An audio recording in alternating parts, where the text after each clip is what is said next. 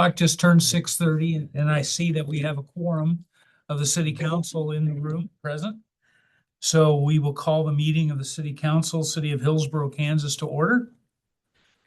First item up on our agenda this evening is our consent agenda.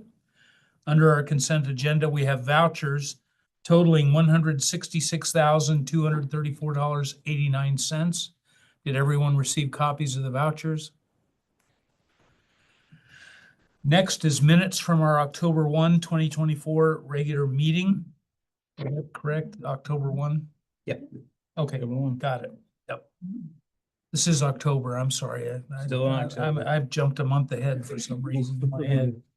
So did everyone receive copies of the minutes? Were there any questions or corrections regarding the minutes? And finally, we have CDBG vouchers totaling $9,450. Did everyone receive copies of those vouchers? Yes, sir. Any questions? Hearing none, I'd accept a motion to approve the consent agenda as submitted. Motion. Councilman Wilkins moves. Second. Councilman Jorgensen seconds. Is there any further discussion? Hearing none, all those in favor say aye. Aye. Opposed? Motion carries, and we're now moving into our public comment opportunity, and we do have some members of the public in the room. Jane, anything at this point? All right. Well, we actually have one of our county commissioners joining us this evening, Jonah Gehring. Is there anything you'd like to say, Jonah? I'll listen to you. Okay, very good. And then we also have a candidate for Marion County Commission, Mr. Michael Beneke. Good. Welcome. Is there anything you'd like to say to the council? Well, there's only two faces that were here 4 years ago when I was here. I had the opportunity to visit with Matt when he applied for our county economic position back in the day. Yeah, that's true. One of the biggest, whether it's surprises or is how obsessed the average individuals, I think, in our county or cities are so wrapped up in the national limelight that all our city and county issues are on the back burner, and that surprises me that that's not more forefront.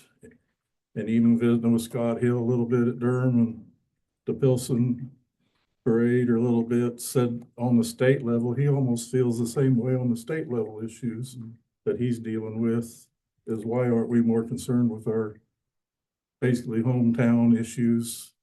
Should be more forefront than that. One little clarification on the primary deal, the interview with the Marion County Record was a little not what I said or not what I meant. And I talked with Lou at that point and got past, I think, some differences there. Again, Free Press has 4 questions, same 4 questions, but I went into a lot more detail this time. Lou, I think, reviewed it with me the other day, approved what I've written down. Well, let's just correct it. I told you that I didn't see any issues with it. I didn't say I approved it. Let's just make sure we're clear, because, you know, while Mike is desirous of the entire county's support, you know, we don't get the opportunity to vote for him. So in that sense, I mean, he's here representing himself as a potential county commissioner and how that would reflect on the entire county, you know, and certainly we as a city of Hillsboro are concerned with what happens in Marion County. And, you know, we're all about whatever is good for Marion County is going to be good for Hillsboro and vice versa. So, and one of our mottos is, if you don't vote, you can't complain. So yeah, we've encouraged that a lot. very good. Well, Michael, we appreciate you coming. Is there anything else you'd like to add? Not on the record. Would you introduce me? I guess there's 3 here that I don't know at all. I'm Blake By, Okay. Ward 1 councilman, second term, so. Can you introduce yourself? Yep, Danielle Bartle, city clerk. That was- Oh, I'm Ronald Wilkins. This is my first term, Ward 2. You were recently here, born and raised here? No, I actually moved here in December of 21, so coming on 3 years here. It's a good town. Welcome Love to the it. community. Thank you. Right, Jeff Jorgensen. I've lived here for 10 years and I'm the newest face on here. It's just a matter of months that I've been on council. And yeah, up You haven't made for, too many mistakes yet? not yet, I don't think, at least not Haven't what I've been been scolded, told. put in the corner or any of that? Right, good to meet you. Welcome to. Absolutely. Thank you. Is there any other members of the public that would like to be heard at this time? Hearing none, we are going to welcome some other guests, and tonight we have Ms. Leslie Atherton and Mr. James Ging from KPP Energy here to make a presentation. So Yes. if you would be kind enough to come forward to the podium. So I just have a few comments, and no Matt style stories for tonight. I know. She has some, by I the way. do. She does. My name is Leslie Atherton, and I'm currently the administrative manager for KPP Energy. I'm here in regards to our Public Power Week competition. We do have 24 member entities that are part of KPP Energy, and most of them did participate in the spirit of the Public Power Week and celebrate public power. However, there were only 7 members that submitted the items they did to earn points for their community in our competition. And I think you'll understand why when I tell you that one of those members in the email that she sent, and the fact that I said she will lead you to realize who it was, said that, you know, we did these things, but like, we feel like bums, but I mean, who can compete with what the city of Hillsboro is doing? And I told her, I said, you know, I get it. Hillsboro really is just a city, a member of KPP that shines so bright that, you know, even we smiling faces feel dull standing next to you. So, city of Hillsboro, you really truly are blessed with a creative and active and engaging staff. And I know it's cheesy what I'm saying, but I mean it from the bottom of my heart that does wonders for your community. I have been thoroughly impressed and tickled and just super proud to be a part of KPP Energy. And I was in your town over the weekend. My daughter plays volleyball for Haven, so I was here. And I just can't even tell you how cool I was to go to Level Up Nutrition. And I bought drinks for all the volleyball girls, like 7 Jolt juices, a lightning arrestor, 2 Zip Zaps. Yeah. It doesn't get any cooler than that. Like that's totally amazing. And we talked about that at KPP, how impressed we were with that idea. I don't know who came up with it, but it was genius. And also the rocks, we were very impressed by that. So you ended up with 105 points because you had 2 things that you were asking for me to give you full credit for that I couldn't. Okay. So I gave you half All right. credit, Mr. Stiles. Thank you. So 105 points, even though you were asking for 115, I believe. Yeah. The close.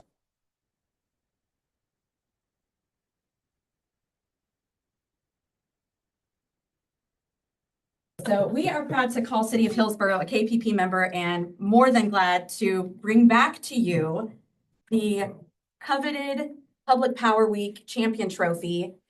It will make its home here for another year, and I suppose we'll see what next year brings. Okay. And perhaps more importantly, I've also got a $500 check payable to City of Hillsboro for being that champion. Nice. Hand that over to you. Thank you so much. Pictures, yeah. You know, You want me to get? no big check. In there, Jay? We real money, just a real check. No check, no big check. Oh, you want to take one for the city? Excellent. Would you prefer a fake check, No. not real money? Giant big check. We needed a Happy Gilmore check. Yeah. Patterson. Right. Great big check. Pass it down. Yeah, that's Danielle. Danielle. Make sure that gets to the right person. There you go. Thank you very much, Yes. Leslie, and we appreciate your kind words. We are always excited to promote public power in our position and partnership in as part of KPP Energy. And you've been a great addition since Thank you've you. come on board, and Leslie and James both just actually were promoted That's into new positions at KPP Energy. So congratulations to both of you on that. So we're excited. We've got some work to do on a solar project that's going to be coming up soon. That, again, thanks for being here and Yeah. thanks for all you do for us. Thanks for having us. Yep. Okay. Okay, next up, we have some service recognition here this evening. And we have a couple employees that have hit milestones in their tenure with the city of Hillsboro. Is Matt No, here? There is a middle school, high school choir concert tonight. That's right. And his daughter Yep, is that's there. where Lori is. Correct, yes.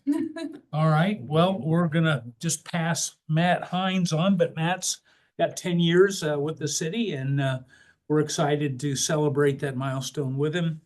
But I do have this next awardee, and that is Ms. Morgan Mario, who is head of our water and sewer department, and she's celebrating 25 years with the city of Hillsboro.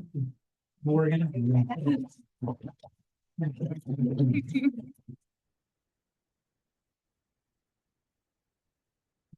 think I got it.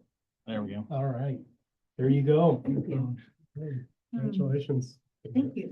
Would also note that along with the world-class certificate, Yeah, they do get a certificate from the League of Kansas Municipalities. They get recognized in the Kansas League of Municipalities years of service thing, and we also do an award. It's like a gift card that comes with that based on years of service. So they'll be getting those once I get them from the League of Municipalities. Nice. They have not arrived yet. So wonderful. yes. Okay, well, again, congratulations. And we are actually going to move to asking Morgan to come back up and stand behind the podium. Okay. She's going to give us her long-awaited, she's had a couple of opportunities in the past, and her circumstances have meant that she couldn't give her presentation, but she's going to this evening give her annual report for water and sewer operations. Superintendent Marler, Superintendent Marler. that's you. We have 30 slides to get through, so I'll try and go quickly. We're doing water production, water distribution, and sewer departments. Nice. We'll take one of those and pass it on.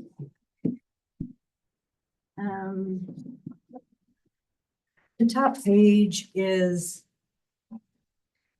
basically a rundown of the slides in the presentation, and then the other attachments are the rules for KDHE for operators. We won't go over those tonight, but I wanted you guys to all take those home and read those at your leisure at some point, where I'm creeping up on retirement and getting harder and harder to hire people for our department because of the on-call and the overtime, and then the education requirements. So I think those items there will help kind of address those as we start talking about that over the course of the next year or so. Do you have control over I it? do. Well, let's go.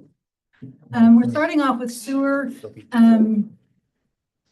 I always think through the year, we're taking the pictures of the projects, and then when we're compiling this presentation, we can't ever find all the really cool pictures that we took at the beginning of the year. So a lot of these are from the last half of the year, projects that we've worked on. What you're looking at there on the left side, the two pictures, that is what the inside of a lift station looks like. That's what's called the wet well. That's where all of the sewage gathers, and then those two pipes suck up that sewage, and then a pump pumps them off to lagoons. What this is showing is some difficulties that we've been having at our industrial lift station. The top photo is foam. We have a really difficult time with that lift station out there because the foam doesn't want to suck up into the lift station. So we've literally spent hundreds and hundreds of hours at this lift station this past year. In that foam is also a bunch of stuff, and this has been sanitized, so we can touch it. But this is an example of the debris that we find in that lift station, in that foam as we suck it up. If you want to pass those on. These are coming from our industrial users. Those are some chopped up tags. That's this probably a 55-gallon drum worth in every hole. This is little balls of wax from the honey, I believe. And then this is little plastic particles from some industry there. And then big thick wipes, industrial wipes from the, that they use for cleaning. So we have a substantial problem at that lift station that we've been dealing with for a couple of years. And the two pictures on the bottom right are a device that Caleb Spencer developed. It's a little aerator. In the bottom picture on the left, you can see that white PVC line going down. What he did was he came up with an idea to inject air. And so he's injecting air with that compressor, and then he built a control system with a timer on it, and that compressed air will pump down into that wet well and agitate that foam so that the lift station can then suck it up through those tubes and pump it out. So that's kind of a device that he designed and built on his own. And that's been helping us quite a bit. It doesn't do much for the solids that we see here. All of this stuff that you passed around, that eventually ends up in our lagoon. So More next, solids. that's pictures of the debris that we find. We work with the industrial businesses out there and try and prevent this type of stuff from happening, but it's hard when they've got, you know, a large quantity of employees working different shifts. So we do stay in contact with them, and we try and work with them to reduce that type of stuff coming in, but it's still pretty hard. Next slide, please. This is that industrial lift station. We rebuilt one of the pumps ourselves.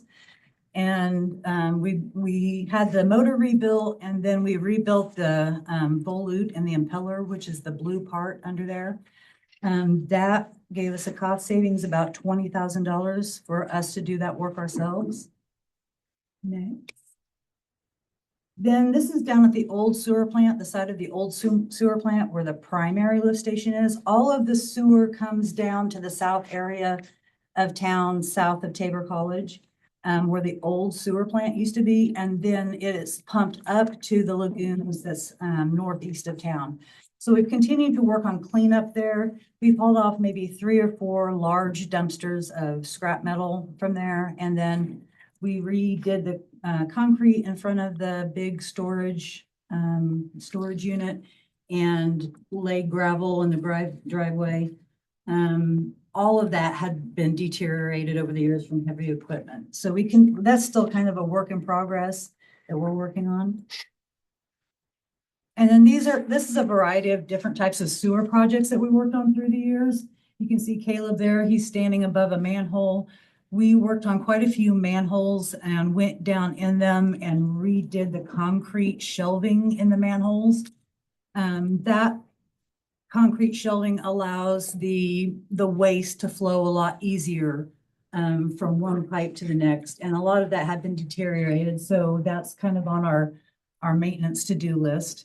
The top picture there, we're using a fire truck to deliver water to the back truck. We do this sometimes when we have a very large clog in the system that we have to push our way through. And so we use that so that we don't run out of water and have to go back to fill the tank up. So that is just kind of like a second system of water pumping to that tank there. And then on the bottom, that's a point repair, a sewer line point repair. Both of those two pictures are. And then on the right, we moved one of our aerators. If you'll remember from last year, we talked a little bit about the aerators and the baffles that had been placed in the sewer lagoons. We were still having some difficulties removing the ammonia from the wastewater. So we took one of the aerators out of the first cell and we moved it to the third cell. So it kind of acts as a polishing aerator. And we did that ourselves with the assistance of the electric department. And please ask any questions as you have them, if you think of something. This is another point repair. Caleb's dressed up for that one, you can see. We, actually, that's not a point repair. We replaced about 60 feet of line. That is coming off of the industrial lift station, coming to the Lutheran Cemetery lift station. That's a very old cast iron line, a pressure line. That's kind of suspect, and we've had several leaks on it. So about the fourth leak, we decided to just replace a whole stretch of pipe there. The second photo there, we're having to vacuum out that wet well. In those periods when we couldn't get the lift station to work before Caleb got his device, a lot of times we had to go out there and actually pump out the wet well with the vac truck. The third picture is Johnson's. When they were here, they helped us do some maintenance on some of our lift stations. I think they were cleaning the lift station there. And the bottom left picture is also, that's at the industrial lift station. We have a big 6-inch pump that is actually pumping out of the wet well and then but we're bypassing the lift station because we couldn't get it to operate because of all of this debris in it. We're pumping out of the wet well and then back into a manhole there. We did that for about 3 weeks. And then the last two pictures, this is a project that we helped a couple of other departments do. This is the pit at the swimming pool, the backwash pit. And so that had never really been cleaned out before. And there was just a bunch of muck and nasty stuff in the bottom. And they were replacing some pumps in that area. So we decided to go ahead and use the vac truck and back out all of that sludge in that swimming pool pit while we did that.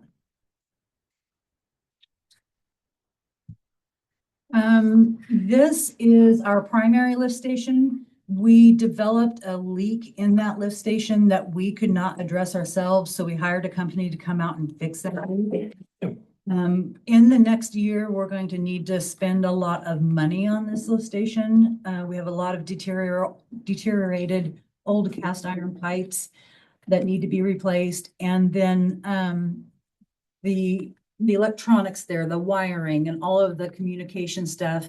If you can see on the bottom picture, you can see wires that have broken off, they're rusted, they're falling apart. So we're going to, Caleb and Matt Gehring from Elcon are going to work on putting this together, the electronics part of it together, and redo that ourselves instead of having Smith and Loveless do that. So that's another project that we're going to do in-house. Then we have come to you the last couple of years asking for pretty sizable amounts of money to help us do some sewer main lining to address our our inflow and our infiltration into the sewer mains.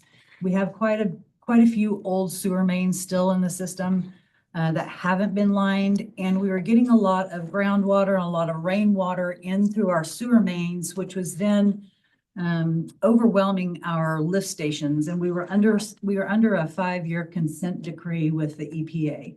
And so one of the solutions to that was to start working on fixing up our sewer mains and try and reduce the amount of rainwater going into the system and eventually going to the lagoons. So the purple lines are lines that have been done in the past. And the blue lines are the lines that we've done in the last 2 years with Johnson's out of Nebraska.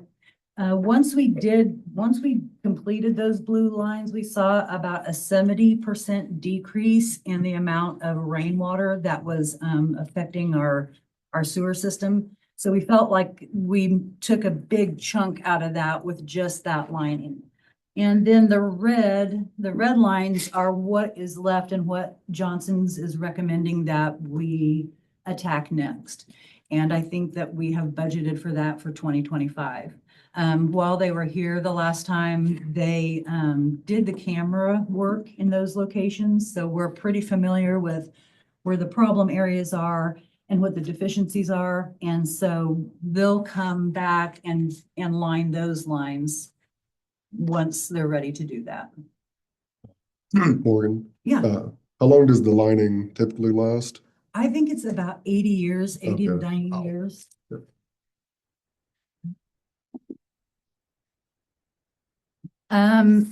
Before we move on to water production, there's a couple other things I wanted to mention that we continue to work on. When we took over the sewer department a couple of years ago, we went around town and started meeting with all the business owners that have grease traps or prepare food in their facilities. And so we implemented a pretty robust grease program. And Caleb continues to work on this quarterly and meet with the business owners, make sure that they're getting their grease traps pumped out, make sure that they have their records and that he inspects them. And that is helping to keep a lot of grease out of that whole system, keeps the grease out of our lift stations and keeps the grease out of our lagoons. So it's kind of a tedious project, but the businesses have been very responsive to it and they're doing what they need to do. So we're happy about that. He keeps he checks with them, he gets their inspection reports, and then we keep those on hand. And then Larry Pulowski is our maintenance guy for all three departments, and he has spent a lot of time out at the lagoons filling holes. We have lots of animals out there that burrow into the dikes, and so he's spent a lot of time the last 2 summers with big dump trucks full of dirt and sand, filling those holes, also filling the holes, the erosion holes around the concrete banks of the lagoons. So Larry has done an extraordinary job of just kind of latching onto that project and just seeing it through, always going back and filling those holes, fixing the fences and the damage that occurs out there that none of us ever see because we don't go to the sewer lagoons. So that was one of our deficiencies on our last state inspection. And so the state inspector is very impressed with the work that we've been doing out there. It's not very glamorous, but he stays on it and he gets it done. So I'm pretty proud of him. Okay, water production. As most of you know, we continue to have the iron and manganese problems from the reservoir that are an indirect result of the blue-green algae blooms. This is an example of what that water looks like when we're having an event at the reservoir.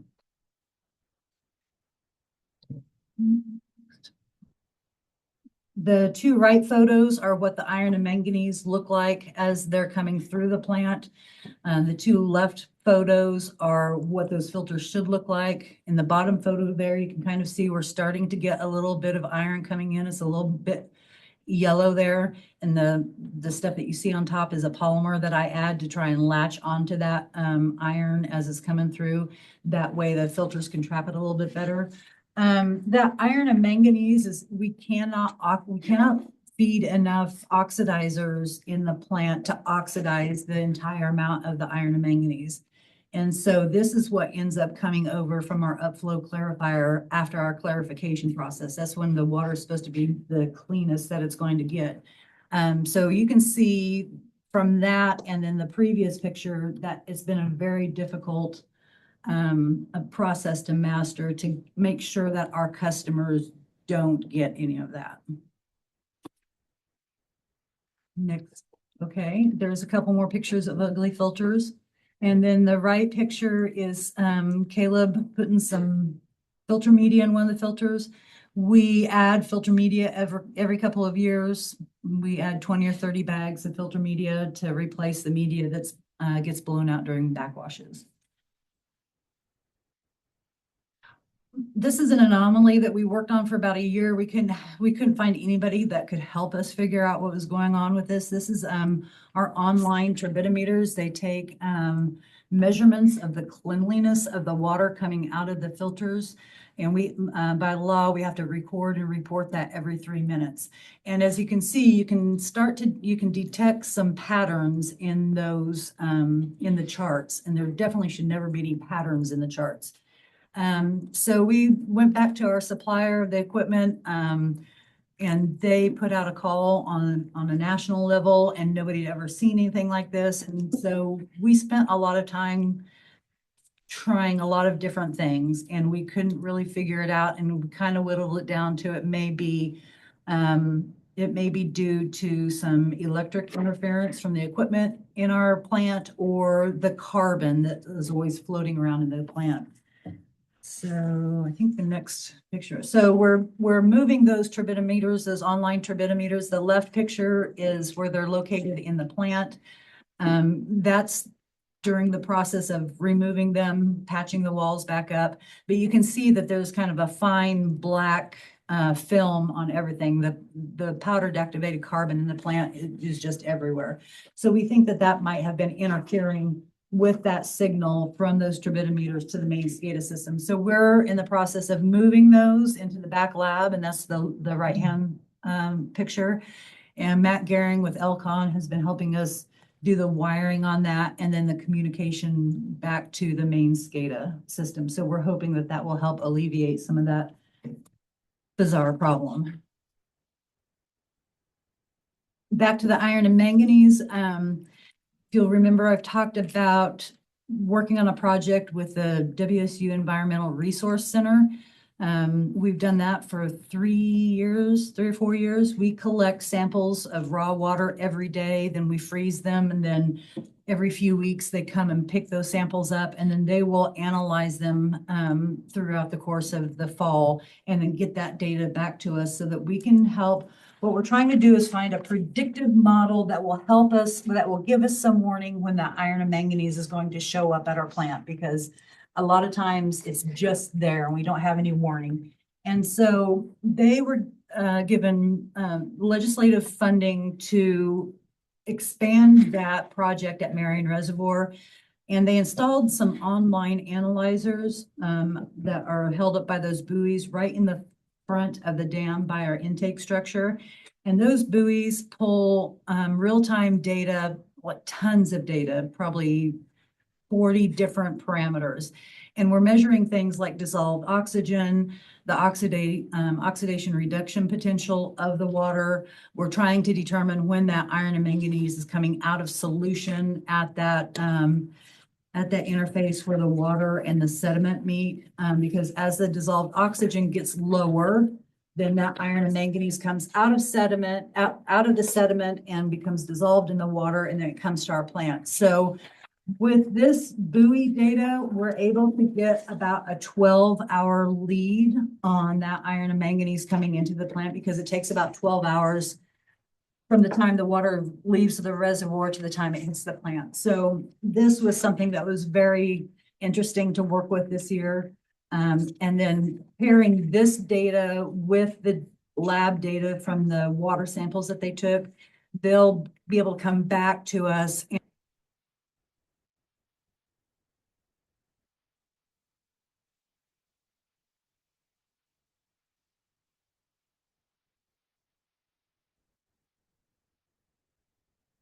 Maintenance projects that we were doing, the left-hand projects we're taking, or left-hand pictures, we're taking a big air scour blower out of the plant. These were installed in 81 with our original water plant rebuild.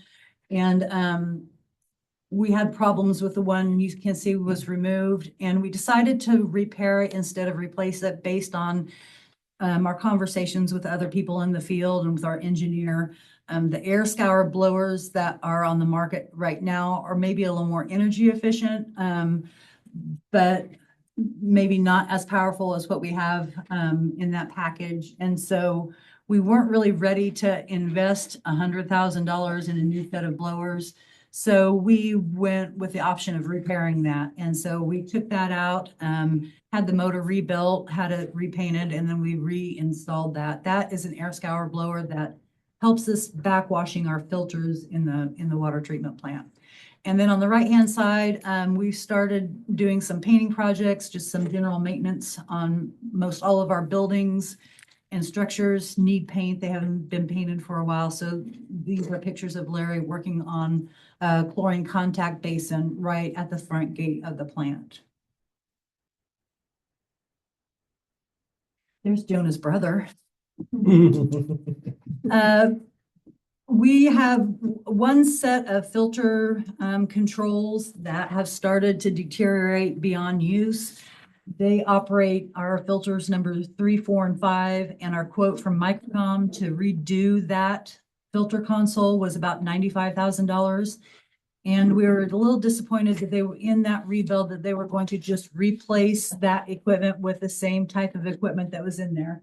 And they weren't really interested in discussing some of the changes that we wanted to make. So Matt Gehring with Elcon listened to what we wanted to install and the changes that we wanted to make, and we wanted to build a more robust system. And we're doing that for about $32,000 or $35,000. And he's been working out there for the last 2 months on this project. On the very right-hand picture, that big silver case that's sitting on the floor on the blanket there, that's where the controls will go. And they'll be installed in a different room other than right above the filters so that they won't be susceptible to the moisture and the chlorine oxidation. And then he's been doing the program and building the internal controls that you can see in the middle picture. Once he got that stainless steel cabinet, we did take that to a place in Newton and had a clear coat put on that. That you would put on your vehicles, just so that that stainless steel wouldn't deteriorate like the rest of the stainless steel in the plant. So we're hoping that that will keep that nice and shiny for the next 100 years to come. So these are some other pictures that in the water distribution, we've done a few pictures, or we've done a few projects on the Adams Street project prior to the street coming in. So this is at Adams and A. You can go ahead and change that. There was a valve cluster in Adams and A. You can see that in the top right corner. That needed to be moved to where the new water line is going to be placed. So we installed a new cluster of valves behind the curb on the west side. And then we decommissioned this line, made some adjustments so that when the street project is done, we can just walk away from that. Next picture, please. We like to kid Caleb that this should have been a senior picture. He's so proud. So this is the valve cluster that we did move. And then over on the very right-hand side, that was the termination we did of the other line in the picture just before that. So we made some adjustments. We took out the valves and then we tied everything back in with C900 so that when they install the new water line, we can just walk away from that and it will remain underground. So this is the new build behind the curbs. Go ahead. We had the electric department helped us. They're great at helping us with some of these big projects. Caleb designed this with the help of the Darren Neufeld with EBH Engineering.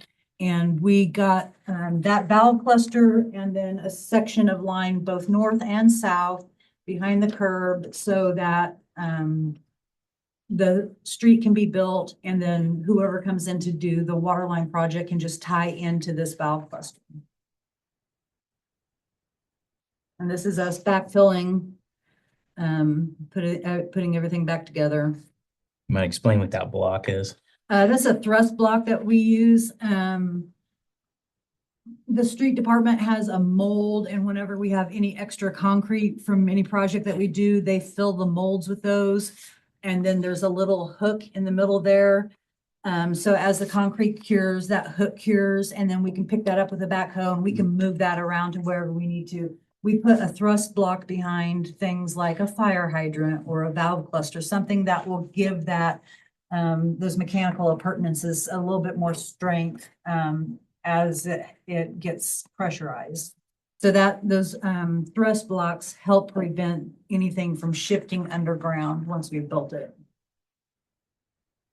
We used to do that. We just would stack up some concrete blocks and walk away and call it good. But then we started doing it a little more professionally with the concrete mold, and those seem to work a lot better. They're a lot stronger, a lot heavier. This is the Adams and B termination. We had to terminate a cast iron line that was connected to a C900 line that was built in about 2003, 2004. So we wanted to terminate the cast iron line so that when the street was built, that was already done. And then whoever was putting in the water line after the street was built would not have to make that cut between the C900 and the old cast iron line. So we did that. That is at the intersection of B and Adams, right by the parking lot to the Tabor College parking area there. Then we got done with that and we got all of our equipment put up and we're heading home, and the tower started dropping very quickly and started calling all of us, and it had ruptured. And there's Caleb in the bottom right-hand corner trying to shut the water off to what we had just done so we could go back in and fix it. So we ended up staying there till about 2 o'clock in the morning, finishing that. And then we figured out what had happened, and what caused the leak was a valve that had been installed in that 2003 build. Before we took everything apart, it was kind of being held in place by all of the other water lines. And when we removed everything, that valve did not have a grip ring and the bolts weren't even tightened. So then when we put it in service and walked away from it, it just slid right off and caused this water leak. And that's the valve that Aiden is standing by right there. That yellow piece next to the blue pipe, that's a mechanical joint, and those bolts weren't quite tightened all the way. And then there wasn't a grip ring under that to tighten onto the pipe. So I think the lesson we learned there was that whenever we uncover something that we didn't do ourselves, that we check to make sure that all of those things were installed correctly, and just don't assume that they were. This is a water leak that we fixed down at Willow Glen, next to a meter can. It's just an example of us using our new vac trailer that we've had for a couple of years. Thank you so much for allowing us to purchase that. We use the heck out of it all the time. All the other departments use it. It allows us to do stuff like this without using a backhoe and tearing up somebody's yard. We can get in there with a vac trailer. We like to use the vac truck when we're doing something a little bigger, because the vac truck will suck up a little bit more debris than the little trailer does. So sometimes we use them in tandem, but they're both great pieces of equipment. This is another project that we did this summer is we installed the fire line for the Trinity Child Care Center. On the right-hand side behind our lovely trophy there, we tapped into a T, or we tapped into a T that was already there from the Floral Street project that we did in 2018 and 2019. That line had already been replaced. So we removed a valve and then we tied into that location and then cut across through the alley to the Trinity Church with a 6-inch fire line. What's with all the water in the trench? You're not supposed to notice the water. Well, you put a picture of it, so it's hard to miss. You know, when you cut into pipe, there's water. Some things happen. Some things happen. So we cut the street across, cut the across Floral to the alley. And then I think that's somebody from the electric department maybe using the jackhammer. They helped us on that project as well. Next. And this is a typical water tap. We usually do, I don't know, maybe 6 to 8 new water taps a year in town. And so the two left pictures are examples of water taps that we've been doing. The fire hydrant, we had to dig that down and replace a section at the base of that fire hydrant. It got hit at the liquor store by a truck driver. And in the bottom right-hand corner is a project that we did in conjunction with the city of Peabody. Their transmission line between Hillsboro and Peabody had a suspect repair done on it years ago. We wanted to cut that section of pipe out and repair it professionally and a little bit better than what it was done before, because they were getting ready to take their tower out of service for 60 days. And that would mean that they did not have any water in storage if something like this would blow out. So they were running their variable speed drives on their pumps 24/7 to satisfy the demand in town. And so we really wanted to fix this so that they wouldn't be out of water for 48 hours if something happened to this line without their tower there. And this is part of that project as well. We cut out about a 12-foot section of pipe. The top left picture is at the high school. We fixed their fire line for them. They had a rupture on their fire line to the building. We repaired that for them. The bottom picture, we started working on our pumps in our high service pump station. That is right as we're removing that pump to have it rebuilt, the motor rebuilt. The top right picture is the base of our tower, our big tower in the inside. We have a lot of condensation that kind of lands on those little ledges. And so Larry spent probably a week grinding all of the rust down on the inside of the tower to recoat it. So this was part of the prep work of that. I think the next picture has some more. So this is also inside the tower where he's ground down those rust spots. And then the bottom right picture is on the exterior of the tower where we put, a rust preventive primer on that before we recoated those areas. So we repainted that tower. We did a full restoration on that tower in 2004. It cost us about $65,000. So we like to try and make sure that we take care of any types of rust or deterioration that we see on that to try and make that paint job last. For the inside of the tower, we hired divers that come in. They'll come in and dive the inside of the tank so we don't have to take the tower out of service. And they'll do a full inspection and they can do some paint repairs and rust repairs underwater if they see those. The two left pictures are water leaks that we did. And then the two right pictures are an example of some repairs that were needed. We get these quite often, homeowners running over their meter cans and damaging their meter lids, their meter cans, and then they have to be repaired. We do get quite a few lawnmower hits as well on the antennas of the meters that are above the meter can. When we did our project in 2018 through 2020, in that waterline project specifically, those meters have the antennas above ground. And so we do have a lot of antenna hits. And unfortunately, that is the customer's responsibility to pay for those damages. That's it.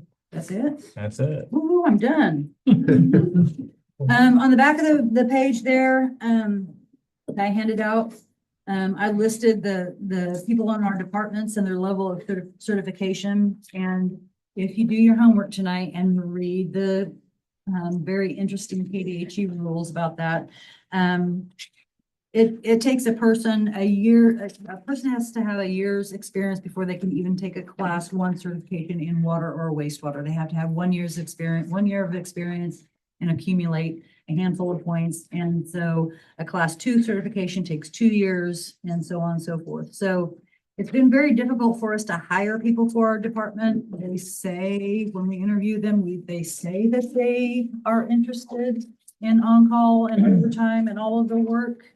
But then after 6 or 8 months, they kind of they decide that they're not so interested in that. So we've had a lot of difficulty hiring people for this department. And so that's something that we probably need to address in the future.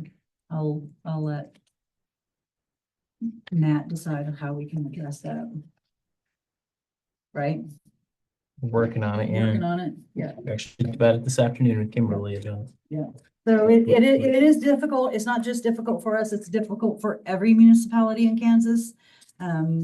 Keeping operators and getting them certified to the appropriate level. So it's not just a Hillsboro thing. It's happening in Kansas and I'm assuming elsewhere in the nation as well. So that's that. What kind of questions do you have? You might remind me what kind of, we need a class 3 for water. Yes, we need a class, right now we need a class 3 for water and a class 1 for wastewater. Yeah, our local colleges have special tech classes for this certification. Not anymore. You have to work for a municipality before you can start doing training, before you can take a test. Unfortunately, it'd be nice if you could go to a technical college and take the classes and become certified there. But unfortunately, the state rules stipulate that you have to be working for a municipality or another water provider for that time period before you can take a test. So that doesn't make it any easier by far. Right, and that might be something that, as a municipality, we may want to start talking with our legislators about some Or different. league of municipalities or whatever, Right. to get that on their agenda maybe somehow. And get those. make Yeah. that Well, I think work. it's on their They've been agenda. working on it, yeah. like all everybody's agenda. Yeah. Yeah, I just heard on the way to work yesterday, I heard on NPR that the city of Wichita's they just built their big new water treatment plant and, they can't find people to operate it, so they're going They to. hired a company They hired a to company. manage it for the first 5 years, if I remember what I heard. Right. Okay. So Piece just of cake. because that's out there and it's been a problem, I wanted to get those rules in your hands so that you could look at them if you wanted to. They're a little difficult to find on the KDHU website, so if you want to take a look at those, you can. If you have questions, you can contact me at any time. Cool. Great.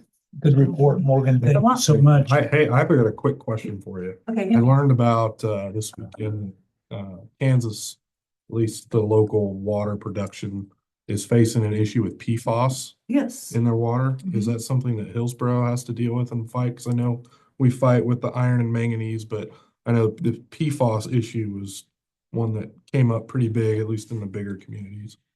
We have a little bit of a PFAS, two PFAS compounds in our reservoir water, and we did join a class action lawsuit about 18 months ago.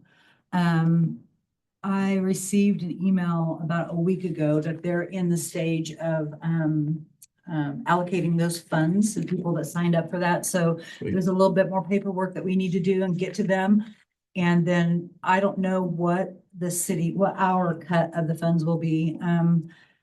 Maybe in 2006 or 7, we joined a class action lawsuit for atrazine and were awarded $43,000. And that money is to go towards putting different type of filter media in our filters if and when atrazine becomes an issue for us. Gotcha.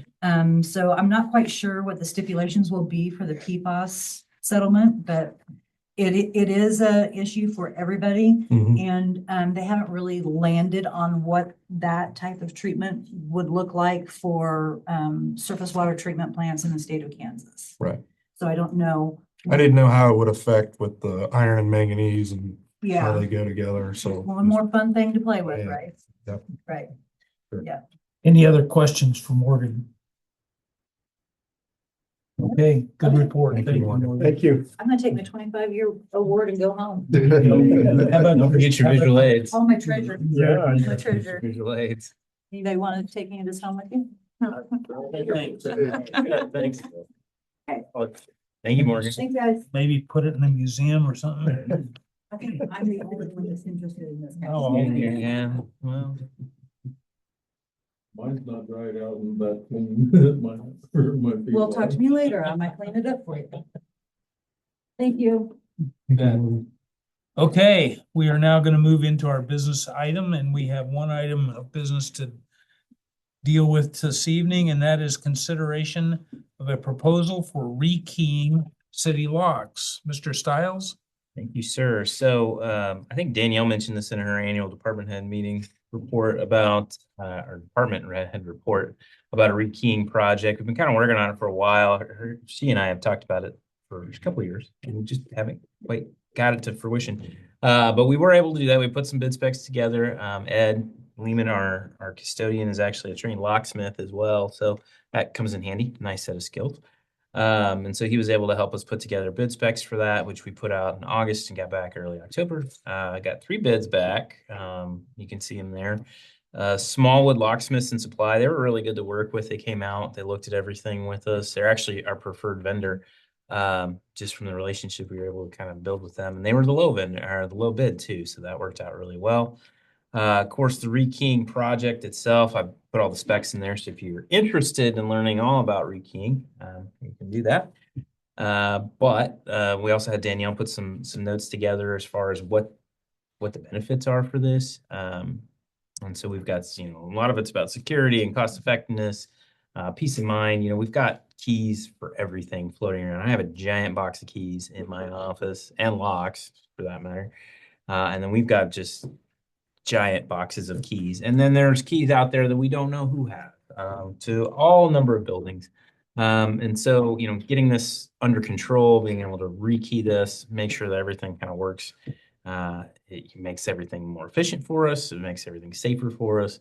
And it, with the rekeying, we don't have to replace locks necessarily. So we're able to go back in and rekey again if we need to do something. We will have the equipment there so that Ed could help us out if we need to make copies of stuff. So, and it's also more secure because those keys are registered keys. I think it's Could be a registered. word. I mean, Is it the right word? I'm not sure what the right word is, but it's, right now we can go down and have a key made locally, and that would not be the case any longer. So the keys would be made in-house. And what I like about this is that we're moving forward with a strategy rather than an employee A, B, or C coming in and saying, oh, hey, I could use a key for this. While it's legitimate and they do maybe need a key for that, now I'm tracking again of who has what key, and this really streamlines and reduces the number of keys that each of us are carrying, and gives access to emergency services that need it, that are able to, being our police department and fire department. Yes, it hasn't been a good time for it, and now it is.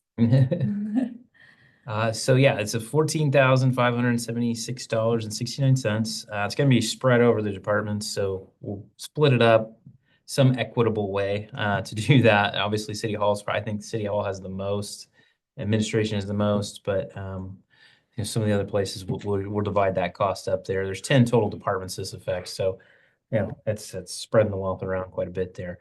So we're recommending moving forward with the rekeying project. We recommend accepting the bid from Smallwood Locksmiths and Supply at a total cost of $14,576.69. Questions? I do have a question.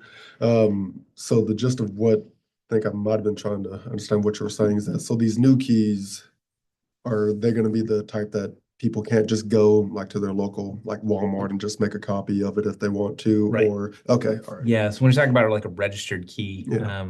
the key blank itself is unique. And so you have to order it directly from whatever the Schlag, whatever the company is, Schlag, I think, yeah.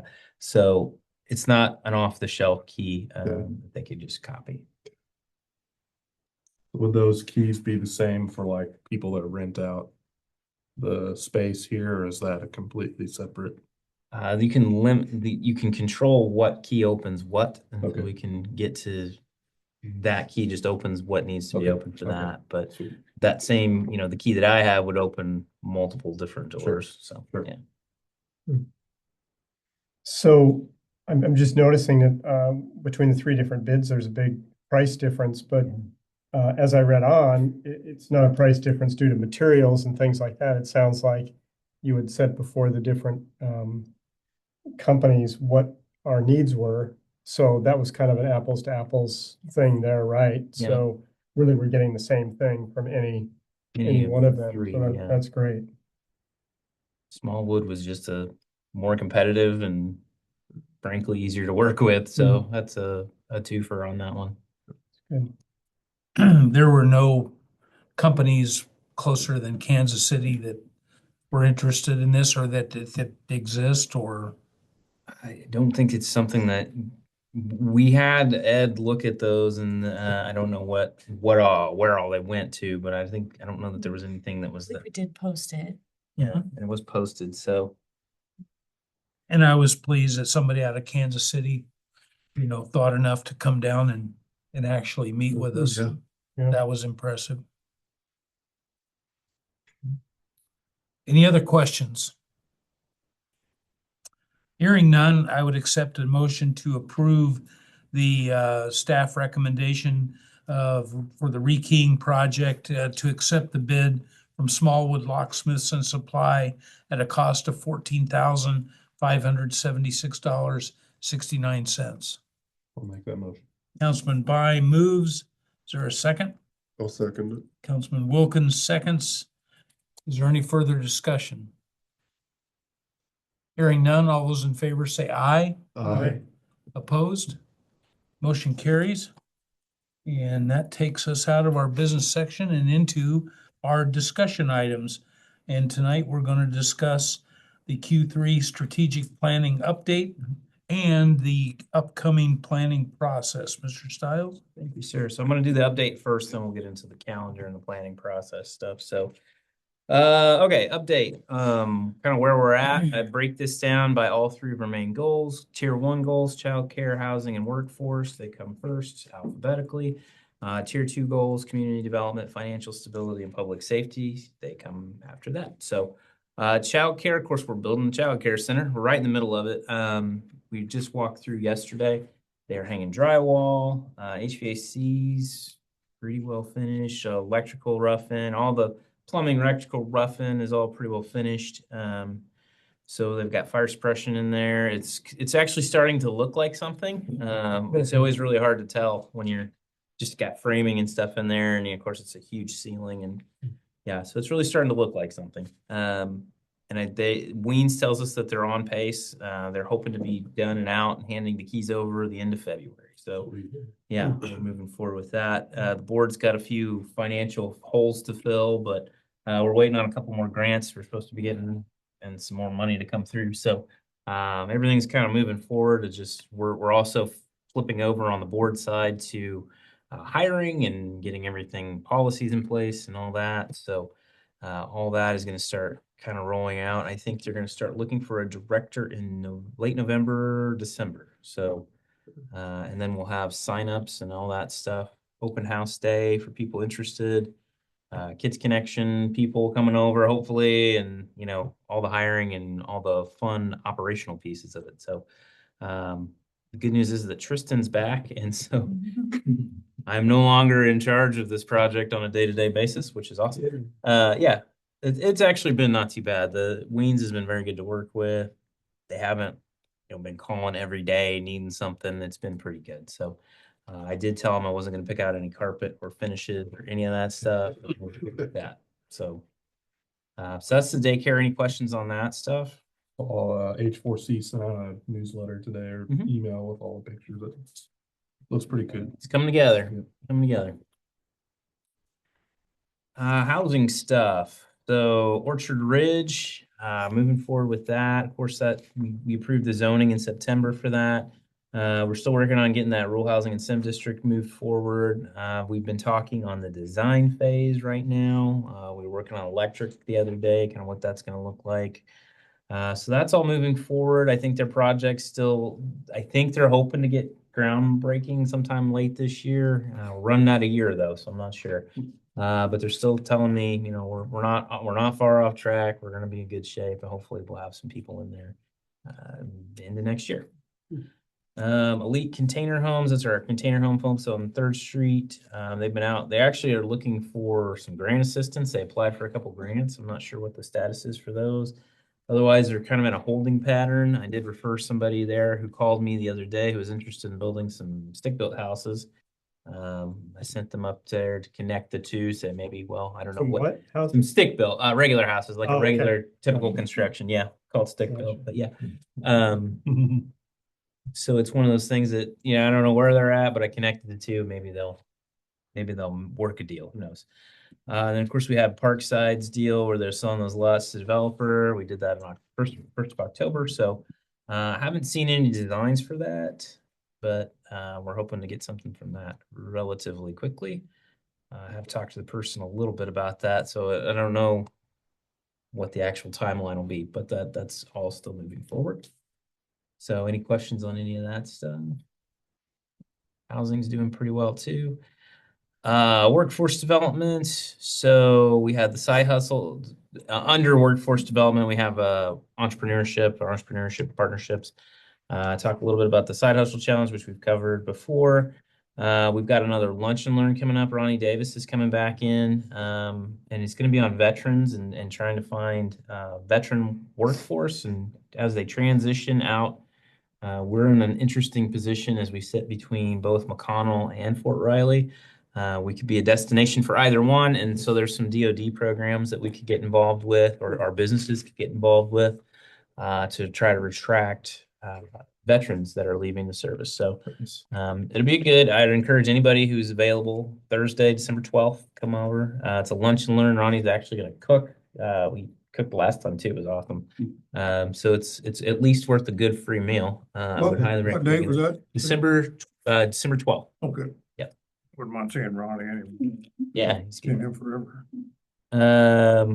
The middle school, high school, we kind of talked about the job shadowing program, I think a little bit last time, and I'm still moving forward with that. And we've had a couple conversations with Jill Hine about that. So that's really kind of what we've done in workforce. There's probably some more opportunities in workforce yet to be mined into, but that's a tough one for us. I think those kind of put together with the childcare and the housing sort of take care of themselves a little bit more because it's we don't have enough people. So that's workforce. Under community development, working on some things on the community plaza second phase. Got a few grant requests going in there for helping with the construction of the amphitheater. I actually sat in at a league session on broadband. Weirdly enough, we have plenty of broadband in this town. That is not an issue, but there are some grants out there through the Department of or Kansas Broadband Office for public Wi-Fi. And some of those things that you can use that for include shade structures that actually emit Wi-Fi. So there might be an opportunity to kind of commingle those projects a little bit. I don't think that particular grant program has been well utilized, and talking to the administrator of it, she seemed to think that there may be some opportunity there. So might be able to get into that and see what we can do with that. Kind of on the community plaza, the splash pad, we closed that down last week in September. Street department and electric department taught our new rec department people how to winterize that thing. So it is winterized. I think it was a really good season. We had some good events out there. A lot of people used it. You used it. I used it. Yep. Cooled off a couple Several times. times. Yeah. So that kind of continues to be a good asset for the community. Talking with David Edgar and I, we started working on some more recreational facilities planning stuff. He's got some good ideas. We're anticipating moving the softball fence where the high school plays softball in permanently. Right now we use a temporary fence, but we know that the day is coming when they're going to make us move that permanently anyway. So we're going to preemptively do that, which gives us some more opportunity and room on those outside parts where the outfield was to do some other projects. So David's been talking about pickleball courts, maybe sand volleyball court, a couple other things. The idea of putt-putt came back up. And good for you. If he wants to run putt-putt, make that a thing, maybe we can do that. But The only thing I hear about sometimes from people around me is a dog park thing. And I yeah, know David's talked a little bit about that, but He's got a it's not in plan. the notes here. Is that something that's still? plan. Yeah, we've got a couple ideas. We'd really like to use, I think, the existing fairgrounds area. But the fair board's pretty resistant to that, and I can understand why. But he's got another area kind of lined out between where we play flag football and the driving range that would work pretty well. It's just a matter of fencing, really. So, yes, that is another thing we've talked about. That does come up quite a bit, and we've got some very vocal Local advocates. dog people, yes. Very vocal Yes. advocates. And some very vocal rec people who do not like when dogs use the restroom on the field, which I also understand. Yeah. Community garden, that finished up its another season, so we're gonna go back through and every year we sort of re-up that with a elementary school. It's usually the fifth graders who do it, which is who did it this last year. With the Bartle House project, we may actually end up shrinking the footprint a little bit of the community garden, which will be okay. We'll see how they want to proceed this year. It's every year, it's a year-to-year thing with the elementary school. Some good news on this. We applied for grants for the TA for a section of Orchard Drive to connect to the new housing developments to our existing sidewalk system. And I got the notice yesterday that we were awarded that grant. So yeah, awesome. It's $525,100. Wow, sweet. Zero match. Zero match, that's the Zero best match. part. The 100% grant. 100% grant. So that's awesome. It took them 3 extra months to make the decision for some reason. I don't know why. But yeah, we got awarded that. So $500,000 there to build that. That is a thing that's going to happen. It's fiscal year 26. So that'll be next October? No. Yeah, next October, 2 years basically. So yeah, it'll be a great project. It'll work right into our housing development project there. And people will finally be able to use a sidewalk on Orchard Drive so that they're not, walk in front of Jonah's shop and trying to get killed by Well, they can walk in front of the shop. I just don't want them getting run over. yeah, getting run over out there. So they'll be able to walk all the way out to Sonic. So that'll be a Nice. great addition. Yeah, real excited about that. So that's the community development. Any questions about anything in there? I think the total award in that program this year was like $31 million. Wow. There was a ton of money that just got awarded yesterday, and we got $500,000 of it. So Wow. Is there any city staff that do any work on that, or is that, who does? Oh, that? that'll be contractor. We'll hire a contractor. Contractor, Yep. okay. Yep. The only thing we're on the hook for, according to the award letter, is right away. We have to acquire right away or utility relocation, but those are all ours anyway. So shouldn't be an issue. Financial stability. Of course, that's one that's always kind of an evolving deal. We're going to be doing amendments to the budget early November, maybe the first meeting, maybe the second, kind of depends on how that ends up looking. So we're making progress to building our reserve funds on that and meeting our policy targets. I don't know if we're going to get there just yet, but we're getting closer. We're sort of inching our way into that. We got the comprehensive fee ordinance completed, and I sent it over to Andrew to ask a few questions. And so once we get that back, it's in his stack. He just got back. So Yep. yeah. I told him I'm on the apology tour. So It's coming. We're get there. So it's that is finished from there. November, we also look at rates. So we'll have water and trash rates. And then we'll also bring back credit card processing fees, which is something we sort of tabled earlier this year. Yeah, if there are any suggestions or anything on that. One of the things I will talk about with the water rate, I went to the water summit last week. So conservation is a big piece of what's coming down the pipe from legislative perspective for water. There's lots of money out there right now, which is good too. But what I think I'm going to propose is something we've talked about in the last couple of times we've talked water rates is a conservation tier rate. Right now we just flat rate, which is super easy to figure out. Every unit of water costs the same amount. It doesn't matter what it is. Conservation tier, the more you take, the more you use, the more expensive those units get as you get higher up. It's kind of the opposite of like bulk rate. Everybody always thinks bulk rate. Like if you go to Sam's Club, you buy a big thing of toilet paper, it's cheaper by the unit. Conservation tier works the opposite. So it encourages you, gives you a financial incentive not to use as much water. And I think that the state is going to make us do that at some point in the future.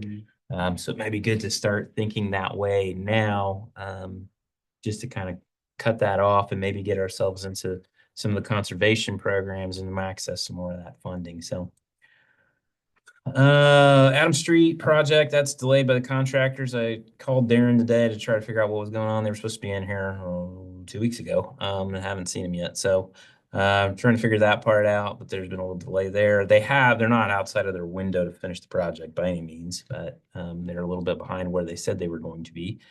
And then Lincoln and Wilson, that design's started there. Hopefully get the project out to bid late this year, maybe. Hopefully get that start construction next year. So those are happening right now. Any questions with financial stability stuff? Public safety, this one we've got the initial designs for that went through the fire department leadership and our review board. Sheldon Architecture, we talked with Nelson Fowles, who's a local contractor, to kind of find a price point that works for us. Right now, it's still a little too expensive. So I asked Ben to go back in and kind of rethink that second floor as far as what you want to see, how you want to finish that. Maybe we can get that price down. Allegedly, our federal assistance allocation is not dead. It's just shepherdless at this point because Jake LaTurner is not running for re-election. I would not expect to hear any kind of thing until after the election's over and we've seated a new Congress. So we'll see what that looks like. But I'm also not holding my breath and thinking that we're probably going to have to finance that whole thing ourselves and maybe get some grant funding. But I don't know if we're going to get a congressional allocation. We'll see. Who knows? And then also been working with Casey's General Store, still taking that. So what I did was I instructed everybody in the city who drives by there to take a picture anytime they saw a truck or something parked on the road right there. Because I don't think that they understood when I said that they wouldn't be able to use that for parking. And probably have 100 pictures of stuff parked out there, or their trucks unloading, Every day. or it's all the time. And so that has helped, I think, make a case that, look, you guys need to be thinking about moving. As soon as we say go on this, as far as the design and the building part, they need to be thinking about where they're going to be moving to. So still got the offer out there to give them a piece of property in either the industrial park, or not the industrial park, the Commerce Park, or over by Midway Motors. You know, we can work out a deal. That was always what the thought was, maybe. So we'll see how that goes. We'll just keep working with them, keep banging on them, keep sending them pictures until they get the clue. So, any questions on that stuff? Okay, so that's the update. Let's talk updating the plan. So I'm looking at the calendar, Tuesday, November 12th. Looks like a decent day. It's dead week for sports. There's nothing happening. That's nice. It's in between meetings. It's a Tuesday. What day did you say? Tuesday, the 12th of November. Colin Hanson was available. Yeah, I could probably make that. All seemed to fit. So we have a meeting on the 5th, correct? Yep. Okay. So Yeah. we're gonna go Yeah, 5th, should- 12th, and then the next week. Okay. So I would say we start at 6, have dinner, and then we will have more than just this group. There are other people that have been invited to kind of participate with that. HDC is gonna send, it sounds like 3 people. And then we talked about having the school district participate, Tabor participate, a couple other folks in the community. So my game plan is to get with Colin and kind of pick his brain, talk this process through. I'm thinking probably 3 or 4 meetings. I'm gonna try to get one every month. So December I know gets sketchy. We'll try to find a date once we're all in the room, if that makes sense. And then, you know, maybe another 3 weeks or 4 weeks out in January, and then maybe one in February. Kind of depends. If y'all want to do a public meeting to get feedback from the public, I always recommend that whenever I was doing that. I think there's some opportunity for that too. I'm also going to give you homework. I don't want to spend a ton of time arguing, well, not arguing. If it's worth having a conversation about values and mission, we can definitely do that. We just want to make sure that if there's consensus on some of that stuff already, then we don't need to spend a ton of time on that. And that'll just let us move forward into the planning piece. And then we'll get some feedback on what existing things we have done. So I'm going to give you some homework. Hope you enjoy it. Take you back to your school days, Barney. Getting the homework. But it'll be good. I think that'll be good. We can get, you know, if we can hit the ground running on November 12th, then I think we can get it done early next year. So if that's okay, if that's a good date, I would recommend you go ahead and set that on the calendar today. You guys could take action on that. Say we're going to have a special meeting for that purpose that day. If not, we'll find something else. Any questions? We need a formal motion. to set. We will, but Okay. first want to make sure there are any questions. Okay, Sorry. hearing none, I'd accept a motion to schedule a special meeting of the City Council of the City of Hillsboro for November 12th at 6 p.m. I'll make that motion. Councilman By moves. Is there a second? Second. Councilman Jorgensen seconds. Is there any further discussion? You have a question? Finn, do you have a question? Yeah, sorry. Can I ask how much the bid from Smallwood Locksmith was exactly? Oh, yeah. That was $14,576.69. Thank you. And then the grant of roughly $500,000 for sidewalks is from where did you guys get that from? Kansas Department of Transportation, the Transportation Alternatives Program. Okay, thank you so much.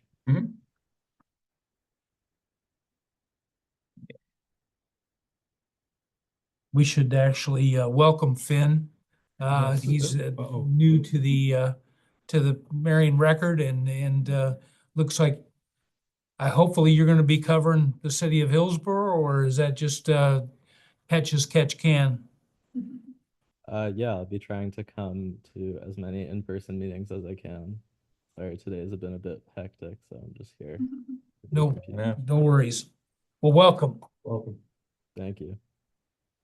Um, okay, so we have a motion and a second on the floor to schedule a special meeting on the 12th at 6 p.m. Is there any further discussion? Hearing none, all those in favor say aye. Aye. Opposed? Motion carries, and we will schedule said meeting. And I hope everybody, is as excited, because I'm actually excited about updating our plan, because it has definitely been a guiding light for us as we have tried to navigate forward. And the exciting thing is each time Matt gives a report, you can see the progress that we've made in all the areas that we have said are important. And so, this will, reaffirm, what our goals are. It will also, potentially bring some new things to light that we need to be working on. And once we identify and agree on those things, and it will keep us laser focused on what we need to be doing. So thanks for scheduling that meeting, and thanks for doing your homework. That's right. Thank you in advance. So now we come to land bank meeting. So we're going to call the meeting of the Land Bank City of Hillsboro to order. And first item up in the agenda is the minutes from our September 17, 2024 meeting. Did everyone receive copies of the minutes? Any questions regarding the minutes? Hearing none, I'd accept a motion to approve the minutes as submitted. I'll motion it. Okay, Councilman Wilkins moves. Is there a second? Okay. Councilman By seconds. Any further discussion? Hearing none, all those in favor say aye. Aye. Opposed? Motion carries. And finally, we have vouchers totaling $1,475 to Plennert Mowing for mowing services. Any questions regarding the bill for mowing?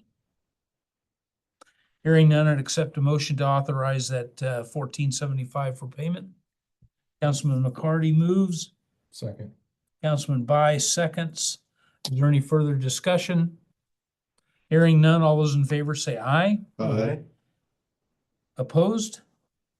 Motion carries, and we will now move back into our city council meeting, where we will start off with the city administrator's report. Mr. Stiles. Thank you, sir. So following up, kind of giving an update on lead and copper survey that goes into, well, I think it went in today or yesterday, but it's due tomorrow. Finished up, I got 40% response rate from residents and businesses, which is better than I thought it was going to be, honestly. It's about double the normal, what you'd expect to see back. So that's great. We have, like I said before, when we talked about it before, we have the complete data set on all the main service lines on the public side of this. Really what we were interested in gathering was information about people's internal plumbing. And so that's kind of what the survey was there to do, is to get that. So anybody who didn't respond will get marked as unknown, and they'll get a letter from us, which is, passed through from the EPA and KDHE that says, hey, lead systems, this is what happens when you have lead in your drinking water. If you don't know what your pipes are, you should get them tested, that sort of thing. As of right now, there's not a lot that is going to change, I don't think, with that, as far as what the state's going to require. At some point, EPA may come down and say that they need to change their internal plumbing in their houses. I anticipate a huge dogfight with that in the courts. We'll see how that goes. But I can assure everybody that the city side, all the mains, all the services, it's all good. There's no lead in there. We've got all that information. So that'll all go into KDHE, or actually it has already gone into KDHE. So if I could interject. Yeah. Just to be clear, Mhm. we completed the survey ahead of schedule, ahead of the due date, submitted it ahead of its due date, and we got almost two times better response than we anticipated. Yeah. Okay, thanks. Yep. Just And wanted to confirmed. clear that up. Yep. KPP Energy Conference. So this is, I mentioned last time that this is the time for conferences. So we had KPP Energy, October 3 and 4. I thought it was pretty good. I think the important one for me, I thought was the one about the solar project. So Rick Borey, who's with Priority Power, which is the company that's doing all the solar projects, gave a really good explanation and kind of a visualization of a project they did in Concordia. Like, this is how it's going to look. This is what it's going to be. These are how these panels work. So it was really good. I thought it was really informative there. I don't know, Lou, do you have anything to add with that? Also, Lou did a presentation about the city of Hillsboro, did an excellent job. Yeah, well, I thought. appreciate that, but it was thanks to help from city staff and it helped me out with that. But no, the conference was good. And again, the solar project is one that actually, from a municipal standpoint, I think we were the only municipal power entity or public power entity that received this grant funding, across the country. So Awesome. that's a big plus for us and for KPP Energy. So excited about it. Yeah. Do we know when that's gonna get? We're not the first in line, but it'll be 25 is when they're Okay. gonna start doing it. Okay, so that was a KMU Water Summit. I mentioned that about the conservation tier stuff there. As we kind of discussed that, it was really interesting looking at some of the issues that cities are facing with water. The western half of the state has quantity issues. The eastern half has quality issues. We're on the quality side. Just a lot of things. There's a lot of politics with water and kind of understanding what that is. And the state's a mess when it comes to water, and they're trying to fix it, but it's just kind of an ongoing struggle. So it should hopefully in the next legislative session we'll make some more progress. I don't think this is something that just gets solved one and done. I think it's a multi-year, multi-track effort. So the league conference, attended that last week. Thought that was pretty good. I mentioned the Office of Broadband. I wasn't like thinking I was going to get a whole lot out of that one, but it ended up being pretty good. So, I think the best thing with that, and I don't know how you all feel about it, that went, but it's always talking to the other people, kind of meeting your colleagues and learning something from them that's kind of unofficial. So that was always good. And I don't know, Blake, you have some thoughts Yeah. on the league and kind of what that. Yeah, I talked about it earlier when Morgan was here, but one of the things the league was talking about was PFAS or PFOS, however you say it. It seems to be a growing problem in Kansas. I didn't realize that. So PFOS, I don't even know I'm not even the right person to describe it, but like Teflon and that type of material is really, really extremely hard to break down or even destroy. And so a lot of that stuff can get into our water. And so once it gets into the water, it gets really hard to treat and a lot of health effects that come from it. So it's just really interesting to see how that process goes and how to treat it and what municipalities need to do in order, to treat that, because that can be a problem. I attended another one. It was about artificial intelligence in the workforce and also in local government, how we can use it to effectively manage our day to day. As a city councilman, you don't really think about what's going on day to day with the city. And I could see, I'm sure Danielle, you were in that one too. I could see how using AI could really help you guys. But yeah, the other two I attended, I think Lou would have been one of them, about conflict resolution.